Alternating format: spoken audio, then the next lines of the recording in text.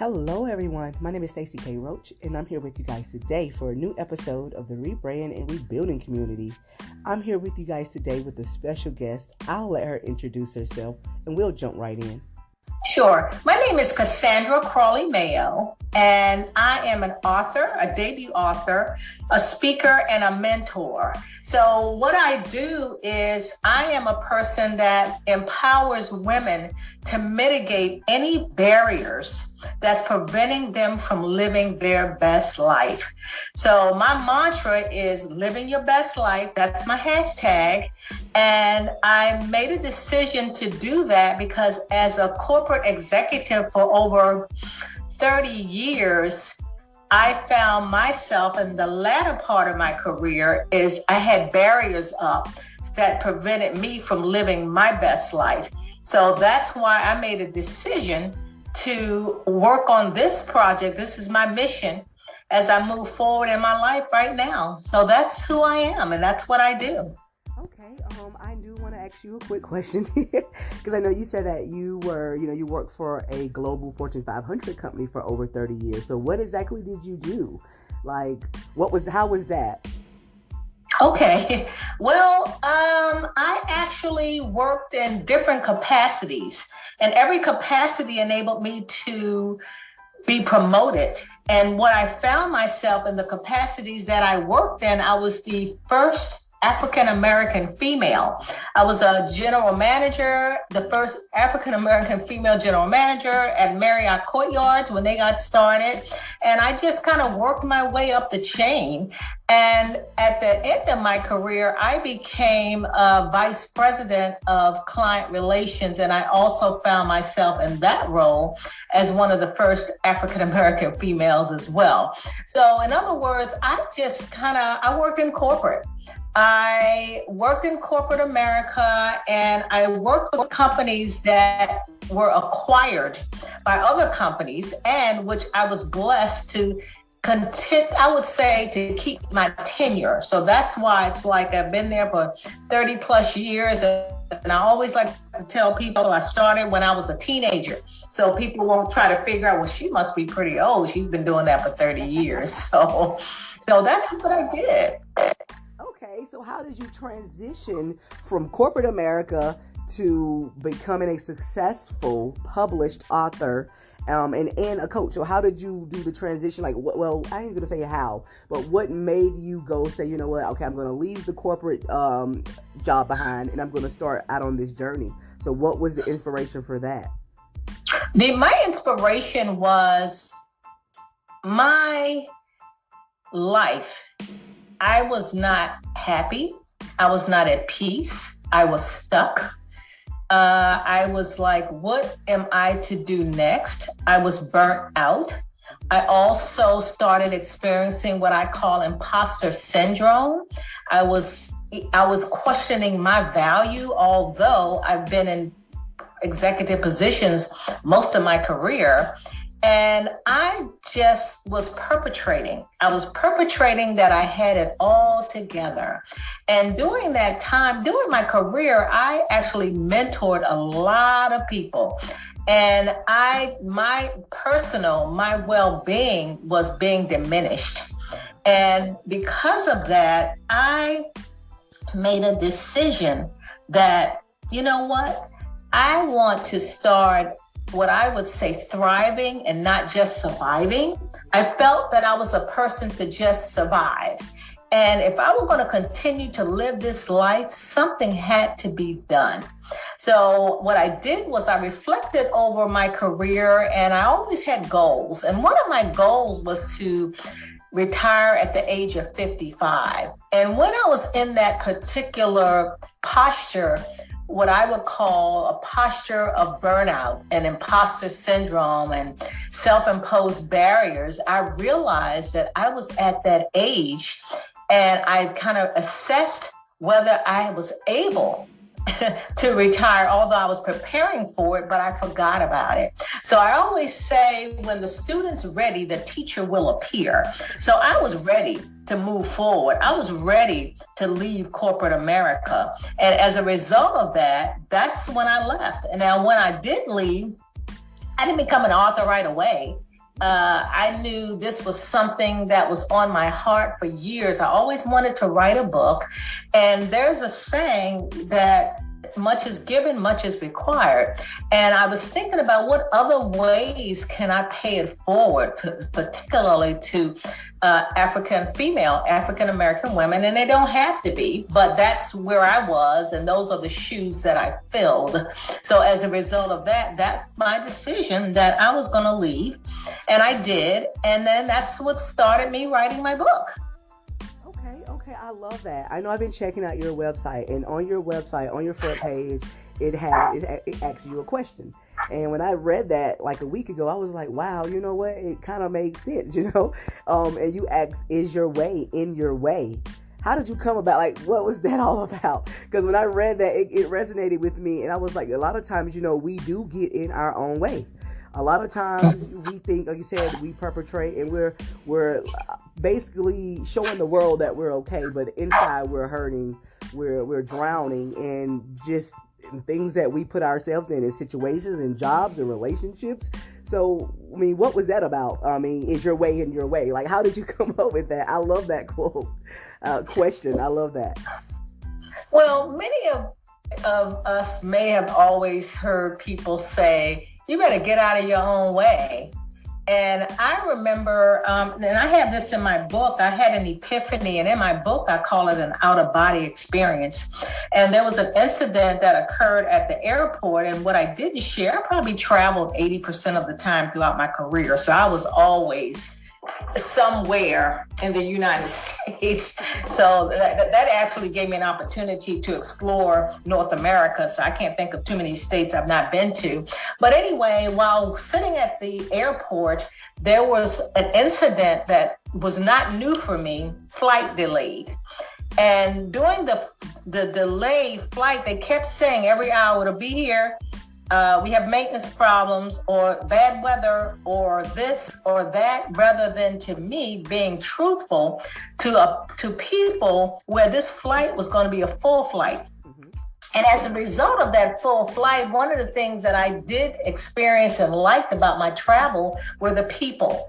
I always connected with people wherever I had gone to. And for some reason, they would tell me their entire life.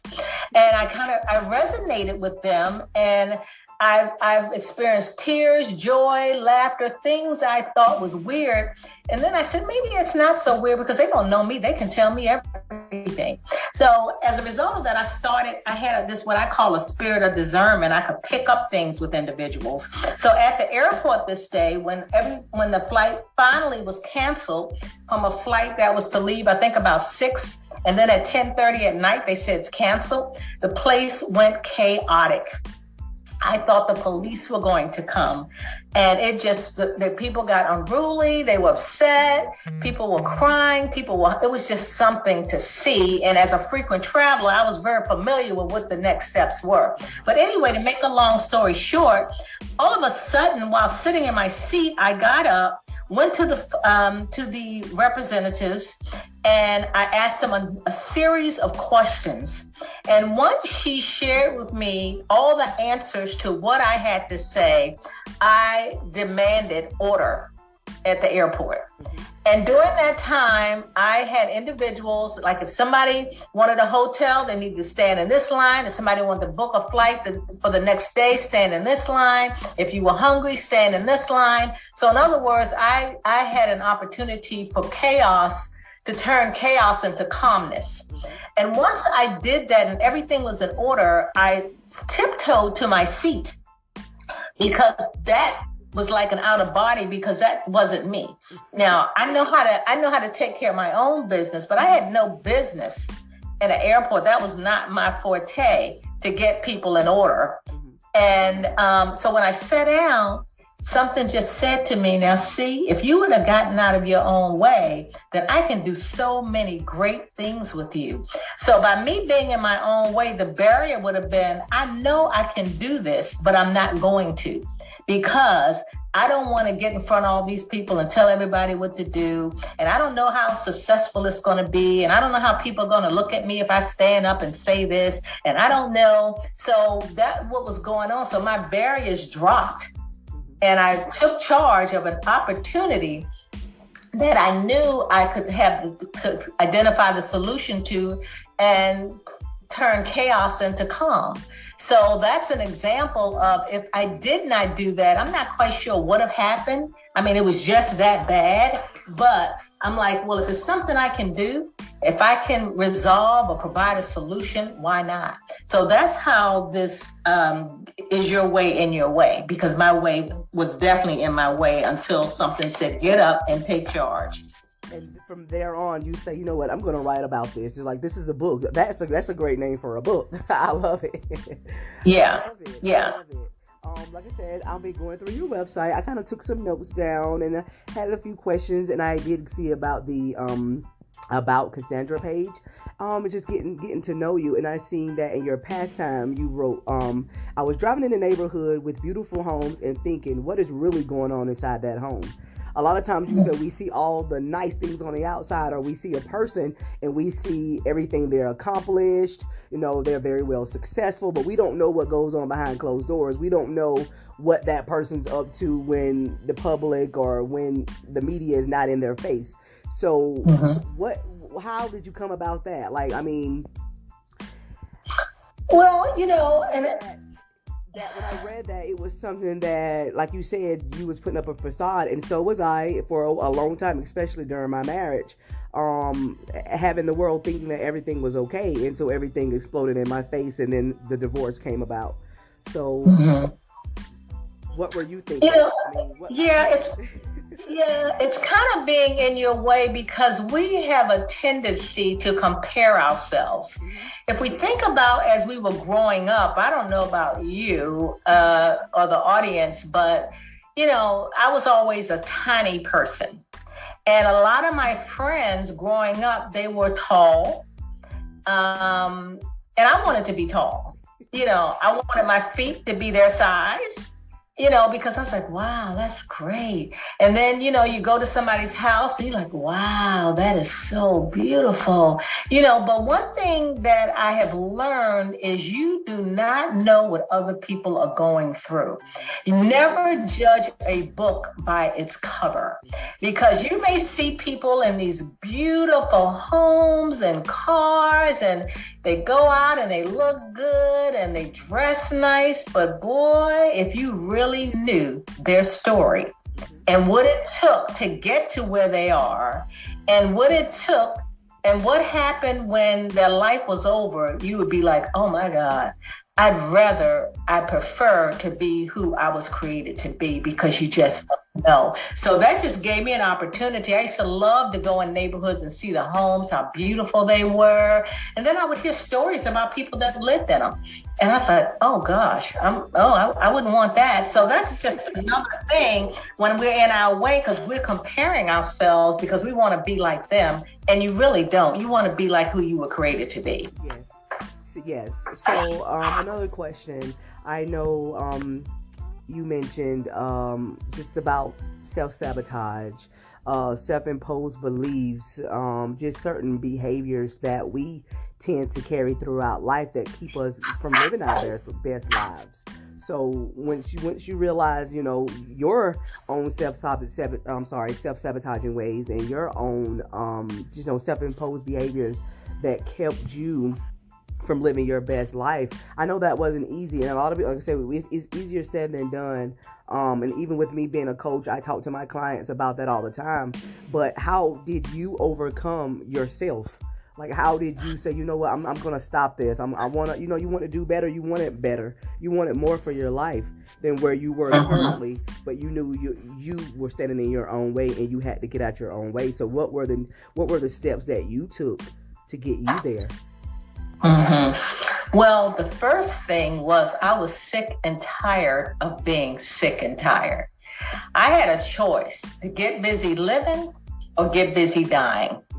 And you would have to, it's like a drug addict or alcoholic or someone that's dealing with mental illness. You have to want it. You have to want to stop drinking. You have to, if in fact you believe it's not being constructive, if it's damaging your home, or if it's damaging you or your body. So I had to get to that place, and it was not easy. Now, if I look back over my life and the things that I've been through, there's a scripture in the Bible that talks about, think it not strange that you go through these things. And I used to what do you mean think it not strange? I mean, are you crazy? Who wants to go through all of these trials and tribulations? What is the deal here? And so when I look back, if it were not for what I have been through, I would not be the person that I am now. So, for example, let me give you a couple examples. I think I want to talk about if you lost a loved one. And a lot of people don't like we prepare for weddings, we prepare for children, we prepare for graduation, but we don't prepare for the end of life. And that thing bothers me because I have seen too many families when I think about it, my eyes just tear up. It's so much dysfunction. They are not talking. They're not speaking to each other because Susie wanted mom to have this, and Deborah said mom didn't tell me that, so we're gonna cremate her. And then this other person says, well, she said that I could have the furniture. And see, that thing right there is one of the things I share with people. Prepare for end of life, because you don't know when it's the end of your life. Yeah. You care for somebody and you love them, you want to make sure you have your stuff in order. Now, I always say you're in your way because people avoid it. It's like it's taboo. Oh, no, we're not going to talk about that. Oh, we're not going to talk about burial. Oh, no, we're not going to talk about, and if you have assets, it's going to be worse. So that's one thing that I say we get in our way because we hide it. We don't want to talk about it. And then when something happens and we've lost someone, it's just chaotic in the family. And that, to me, it diminishes. It's difficult for you to move on. I've known people to still be depressed about what happened to somebody close to them. I mean, it's just, and that's just an incident because you don't want to talk about it. You want to avoid it, but you know that's something that we need to take care of, but we don't do it. So that's an example to me. Absolutely. And I'm actually glad you mentioned this because I would have never brought it up. I don't like to talk about death. I've been to maybe 2 funerals my entire life. Like, I shy away from funerals. Growing up, I didn't know how to handle it. Growing up, I had people that I loved that took care of me.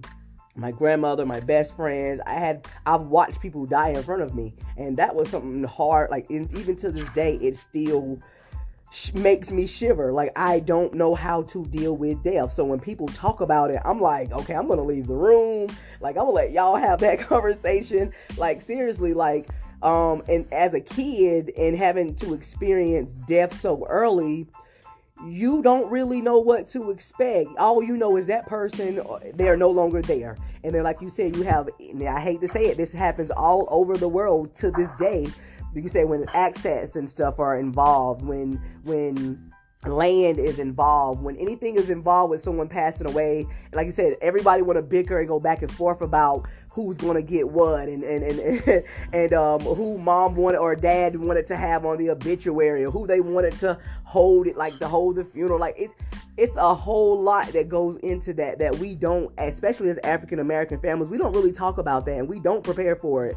And as, like, with me now having children and I'm getting up in age, that's the only thing that's really been on my mind lately. Like, if something happened to me today, what's going to happen to my children? Am I going to leave them anything behind? Like, just talking about it in general is a tough pill. And for me, just like I said, not even just for me, but for so many people out there. And I do get in my own way, because that is something that we do need to talk about. That is something that's why we have wheels in place now, and trust funds and just stuff that if anything was to happen, this child will get that, or this family member will get that. But not all times every African American family have that.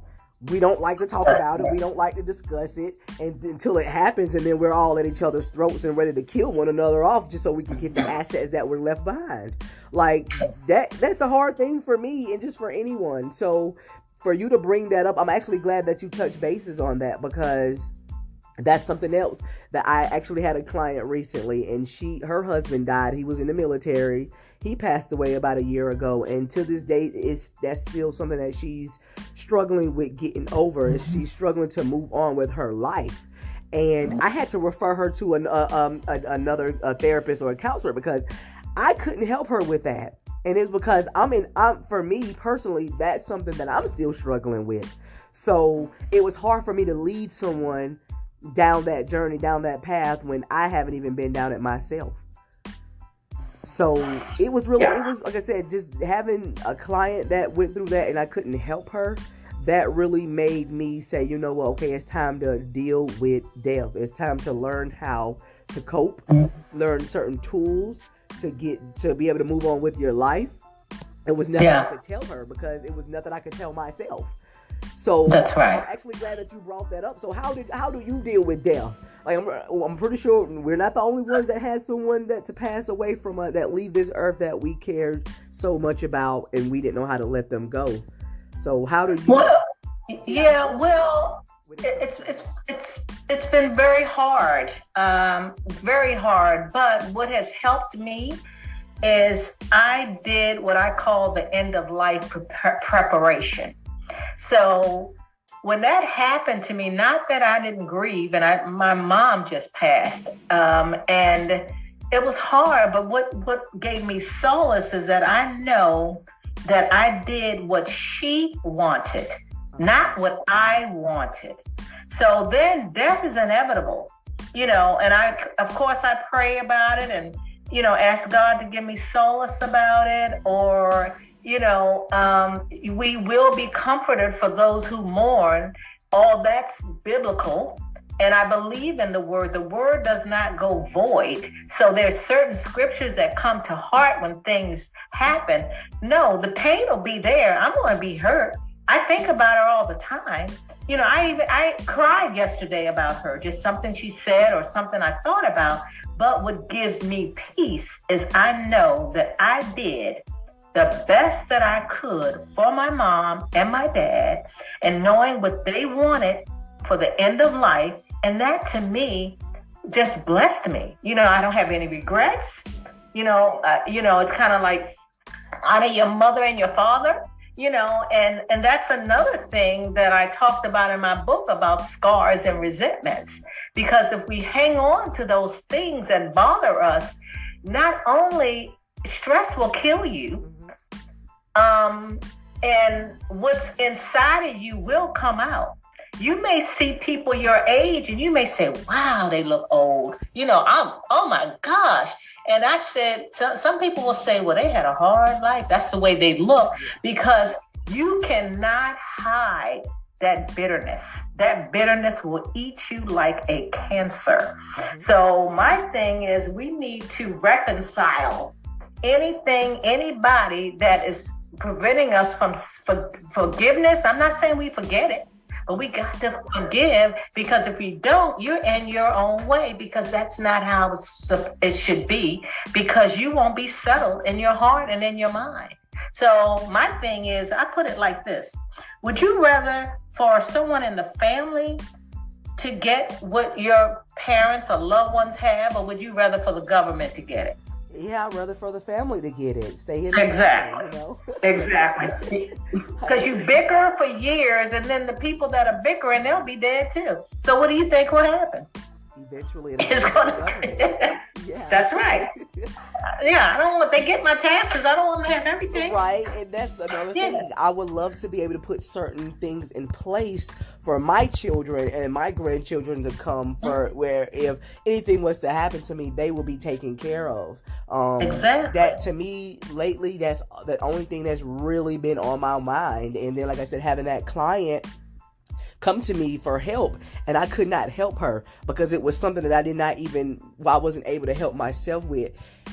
Her coming to me made me realize, okay, I still have things that I need to work on. I still have baggage that I've been carrying since I was a teenager that really hindered me from my growth, that kept me from being and living that best possible life I could, because I'm still holding on and harboring that pain, that hurt, that, I was, at that time, I was really desperate to have someone to love me, to show me true love. And I hate to say it, that's one of the reasons I ended up in the toxic relationship, the marriage that I was in, because I was so desperate for love. I was so desperate to replace the love that my grandparents, my best friend, the people that I lost at a young age gave to me, that I was willing to just accept anything that anybody threw out there, any little piece of love, even if it was for, a lot of people they set their intentions and they'll show you love just so they can get what they want out of you. And I was blinded to the fact of all of that because I was so hurt. I was desperate. I was angry with the world. Like, I just was angry. And to have someone to come in and show me any ounce of love, it felt like, okay, well, you know what? I got love. And even though it was toxic, even though it wasn't for my well-being, it wasn't the best for me. I chose to stay in a marriage and deal with that man because of that reason, because I was still holding on to a lot of pain. And when you hold on to a lot of pain and resentment and hate and anger, like you said, that stuff will eat you alive, and it'll start to spill out into your everyday life. It'll start the decisions that you make, whether it was relationships, or career, anything, like it will start to spill out. And it took all of these years. It took for me to meet a client that wanted me to help her with, death, for me to be like, okay, it's time for me to deal with this.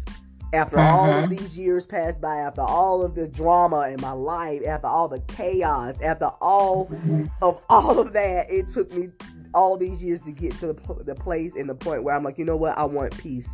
I want calm. My whole life has been filled with drama. Like, I'm just now at a point where if it don't bring me peace, I don't even want to deal with it. Whether it's jobs or a friendship or relationship or partnership, anything. But I hate that I wasn't able to help her because I didn't heal myself from all of that. Because if I would have done that, I would have been in a position where I would have been able to help her. I would have been able to guide her.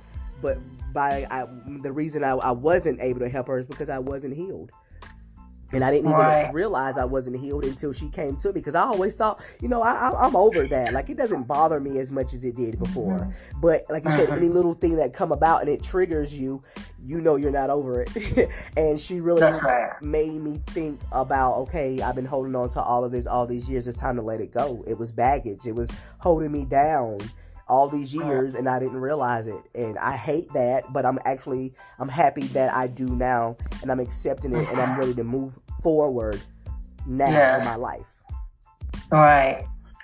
So and that's why, Stacey, I say, my mission and my vision is to see a generation of women pivot to mitigate any barriers that's preventing them from living their best life. And as a result of that, I have a framework that I share with my clients and take them through that, because we're not here on this earth just for the sake of being. We have a reason why we're here. And just to get an understanding of that, and and one of the things I talked about in my book in the beginning, it all begins with our childhood. And I talk about that. And it kind of helps people see, okay, this is why I'm like this, and this is why I'm okay, fine. So let's kind of move forward with that. And that's why, like you said, you're coaching, and I think that's important. But yet I also say you can't tell me anything if you haven't been there. And that's my philosophy. So don't come and tell me what I should and shouldn't have you been there. I agree. So it's nothing in my book. It's nothing that I'm saying that I have not been there. So I can relate. I understand it. Based on what I've been through in my life, I'm very humbled by this whole thing. And I also call it, we all have a thorn in our side. A thorn in our side is kind of like something that's going to keep us where we need to be, and just say, you know what, God's grace and mercy is sufficient. Because if we don't have something, we become cocky. We become, confidence is good, but I mean, none of us are all of that in a bag of chips. But you know what? Our ego, it feeds the pride instead of it being confidence. It turns into where, like you said, we think we're better than someone, or we're just egotistic. And I've been there. I had to humble myself a lot of times, and I think me going through the period of my life where I had to be homeless for almost 9 months, that humbled me so much. Yeah, that really I was forced to spend time alone with and during my life, like I said, from the time that my grandparents passed, and when literally after my grandparents passed, my best friend passed. After my best friend passed, my mom, her friend, her husband, one day he was babysitting us. Like they had went out just went out that night on the town having a good time. He was our babysitter. He had seizures really bad. So one day he went into a seizure. He fell down the stairs and hit his head. Myself and my siblings, we watched this man pass away in front of us. Like I would never forget that. And I didn't realize that really built up abandonment issues in me. Like growing up, I wouldn't really get too close to people. Like even when it comes to relationships, I've only really been in 2 real relationships that I would consider. But I wouldn't, even in those relationships, though my ex-husband, he never really truly knew who I was. I kept so much back from him because of my abandonment issues, because of my anger, my pain. And I felt like, everybody that you love will eventually die and leave you. So I was like, okay, it's no point of getting to know them anyway, because they eventually one day are going to leave. So that's how I felt.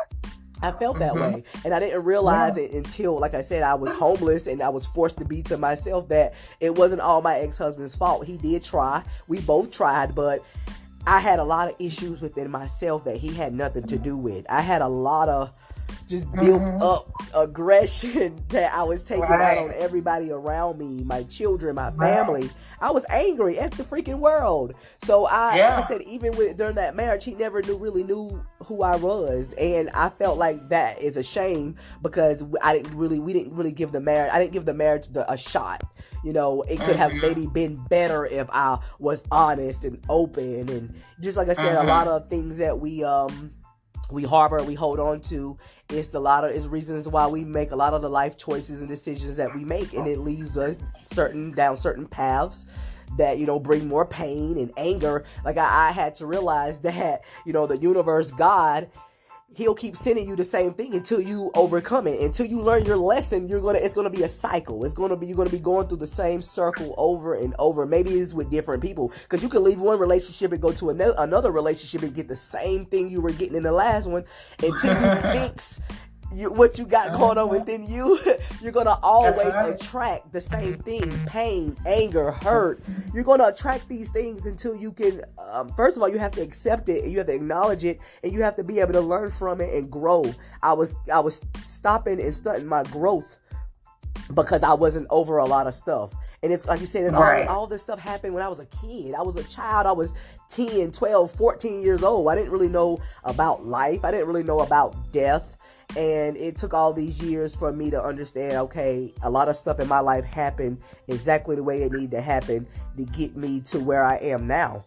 I am who I am now because of all of that, and I would not have owned that, accepted that, and acknowledged that if it wasn't for me going through that. But like you said, I'm a firm believer in, you can't tell me nothing if you ain't been in my shoes. If you ain't been where I've been, I don't think you can tell me anything. If you're not going to where I'm going, I don't think you can teach me anything. Like I'm a firm believer in that. And that's why I said, when I had that client come to me, I had to put her in someone's hands that could help her, because I wasn't even able to help myself. So how would I would have been able to help her? And if I would have taken her money, I would have been wasting her damn time. And I was not going to do that. So I'm so happy you brought that up, because this is something that I'm talking about and having a conversation now, but this is one of the first real conversations I'm having about this. I don't talk about it. And people, I've been to therapy and with my counselor and my therapist, like they try to get it out of me, and I would never, there's just that one little piece I would never allow them to see. I wouldn't let anybody see that, me that vulnerable, Right. Because it hurts. It's sad. That's why I said it's a hard pill to swallow, and not just for me, but for so many other people out there. And for our audience that's listening, I really hope they take this and they run with it, they get something out of it. Now, I went to your website and you got your assessment. I took the assessment. Like, I really wanted to see. But for anyone out there listening and you need help, like I said, you're very well, let's say you're very well experienced. I'm new to the game. I'm learning the game. I'm learning from the ones that came before me. You came before me, so I can learn a whole lot from you. So anyone out there that's listening, I mean, she's the one that you need to go to and talk to. Like, I would like for you to give them your website, your social media, anywhere they can go on, and they can search for you, and they can find you, pull you up, and just read about you. They may say there's a lot of things that I'm still learning as a coach, as a person, as a human being. Right. Where you've been there, done that, That's right. I'm still learning. That's right. That's right. Well, all of my website is CassandraCrawley.com. Everything from my Instagram is Cassandra Crawley Mayo. My LinkedIn is Cassandra Crawley Mayo. My Twitter is Cassandra Crawley Mayo. I try to make everything consistent and simple. Yep. Life is tough. We need simplicity in our lives. And Facebook, Cassandra Crawley Mayo as well. So that's where one can find me. And my email is mayo@CassandraCrawley.com. I added you on social media because when we go on and I post this, I'll most definitely want to be able to tag you. I most definitely want you to be able to. I have, people, they'll come in, followers, they'll come in and they'll chime in and they'll start asking questions. And thank you. It's still a lot that like I said, I'm still learning. And you've been there, you've done that, and I'm actually glad I have you on here, because so far I've been having guests on it, and everybody's been new to the game. So I love to have people that are that's been here before me and that can teach me, things that I need to know, especially when it comes to business. And being an African American woman in business, it's tough, it's hard, and then when you are attractive, like I had to kind of dial down my attractiveness. I want people to take me seriously. I don't want you to just look at me for my body or what or my beauty and not take me seriously. So I've really been trying to tone down a lot of things about myself so I could be taken more seriously when it comes to this business, because this business is not easy. No. It has not been an easy journey for me. So far, like I've been getting a little help here and there, but a lot of people don't really want to help you. And then, I'm sorry to say, we are African American. It's harder for us. It's 10 times harder for us than anyone else. So we have to go the extra mile. We have to always try. We always have to put in, double the effort, triple the effort than anyone else does. And I've been learning that the hard way. That's right. And just so you'll know, I'm still learning too. Until God says, "Well done, my good and faithful servant," I'm still learning, growing, and serving. And I will until the end. Well, thank you. I'm actually glad that you came on to talk to me today, talk to the audience today, give us a little bit about you. Like I said, I completed the assessment on your website, so you'll be hearing from me, because I still need more guidance. Like I actually had a mentor. I actually bought into someone else's coaches program, and she was like, "Well, I don't feel like I could really help you," and she gave me a full report back, and I was like, "Wow, okay, well, I want to help." That's why I bought into it. But yeah, I need a mentor. I need someone that could help me get to where I want to be. Like, you are a published author. I'm still working on my ebook. I'm trying to get it out the way, because I really want to write. I'm not even going to say it's children's books. I wouldn't consider that a category, because I really want to write. I was a teen mom. I went through a lot of my mishaps and disappointments and pain and hurt came from my childhood, came from me as a teenager. I got pregnant early, I got married early. So I want to write for, that's my market. That's my target audience.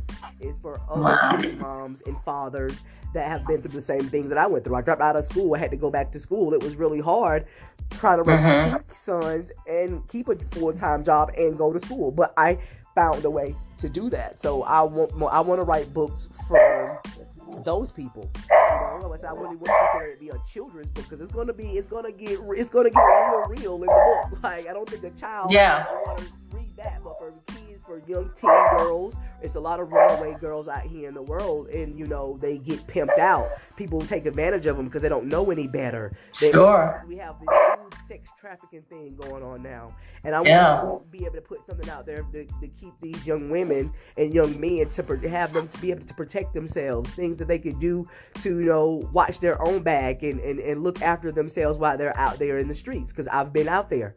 So yeah, I most definitely would love to have some feedback and a mentor and someone that can go on this journey with me. Well, Stacey, I just want to thank you for inviting me. I'm just so appreciative, and also what I will say to your audience, relationships are very important. You assess who you want to have a relationship with, and because out of a lot of relationships, you have different connections. Like I'm listening to you talk about your situation, and I know a couple people that had the same thing that you're going through that would be a great connect. So I always say never underestimate, and people talk about networking and this isn't the platform to talk about that, but that's important too, because we're not an island. We can't do anything alone. Yep. But you want to surround yourself with the people that have your best interest at heart. You know what? And after 31 years, I had to find that out the hard way.